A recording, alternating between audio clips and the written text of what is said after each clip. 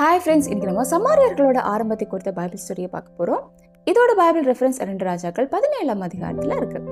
அசீரியாவின் ராஜா இஸ்ரவேலுக்கு விரோதமாக கொஞ்சம் இஸ்ரவேல் ஜனங்களை மட்டும் சமாரியாவிலே மீதியா விட்டுக்கிட்டு மற்ற எல்லா இஸ்ரவேல் ஜனங்களையும் அசீரியாவுக்கு சிறைப்படுத்திட்டு போறார்.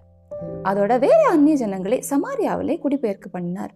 இதை புதுசா வந்த அந்நிய ஜனங்கள் சமாரியாவிலே குடியிருத்து அவங்க ஏற்கனவே வணங்கிட்டு இருந்த விக்கிரகங்களுக்கு பலிகள் செலுத்தி சமாரியாவிலையும் வணங்க ஆரம்பிக்கிறாங்க. இஸ்ரவேலர்கள் மட்டும் இல்ல, இஸ்ரவேல் தேசமும் கூட கர்த்தரால் தெரிந்து கொள்ளப்பட்ட தேசம். ஜனங்கள் சமாரியாவிலே குடியேறினதுல இருந்து அவங்க கர்த்தருக்கு பயப்படாததால கர்த்தர் அவங்களுக்குள்ள சிங்கங்களை அனுப்பினார். அந்த சிங்கங்கள் அவங்கள கொஞ்சம் பேரை கொன்று போட்டது.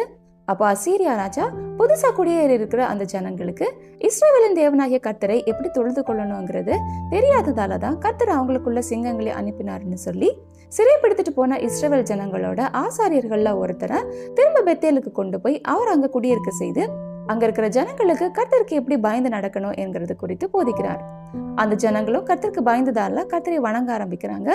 அவங்க கர்த்தருக்கும் பலிகள் செலுத்துறாங்க. ஆனாலும் கூடவே அவங்களோட வழக்கத்தின்படி அவங்களோட விக்கிரகங்களையும் வணங்குறாங்க. அதோட இந்த அந்நிய ஜனங்கள் மீதியா விடப்பட்ட இஸ்ரவேல் ஜனங்களோட கலந்து அவங்களோட திருமணம் செய்து ஒரு கலப்பு இன மக்களா மாறுறாங்க.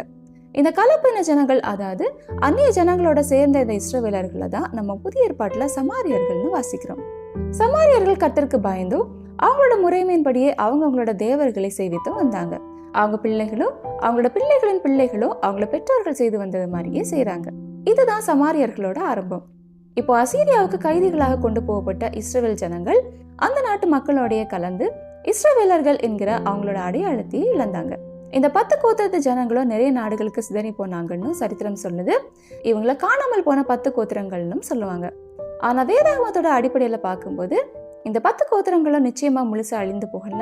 நம்ம ஏற்கனவே பார்த்தோம், யெரொபெயாமோட நாட்கள்ல அவர் 2 பொன் கன்றுக்குட்டிகளை செய்தப்போ கர்த்தருக்கு உண்மையா இருந்த லேவியர்கள் யூதா தேசத்துக்கு கூடி பெயர்ந்தப்போ அவங்க கூடவே கர்த்தரை உண்மையா தேடின எல்லா இஸ்ரவேல் கோத்திரங்கள்ல இருந்த ஜனங்களும் கூட யூதா தேசத்துக்கு வந்தாங்க. அதோட அசீரியர்களால மீதியா விடப்பட்ட இஸ்ரவேல் ஜனங்கள்ல கொஞ்சம் பேரும் கூட யூதா தேசத்துக்கு குடிபெயர்ந்தாங்க.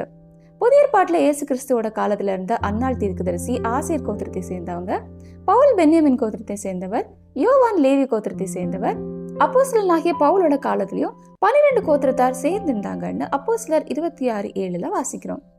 கிபி 70 ரோமர்களால எருசலேம் அழிக்கப்பட்டப்போ கர்த்தருடைய தீர்க்க தரிசனத்தின்படியே யூதர்கள் எல்லாரும் பல நாடுகளுக்கு சிதறடிக்கப்பட்டு போய் அவங்க எந்த கோத்திரத்தை சேர்ந்தவங்க என்கிற அவங்களோட அடையாளத்தையே முழுசா இழந்துட்டாங்க.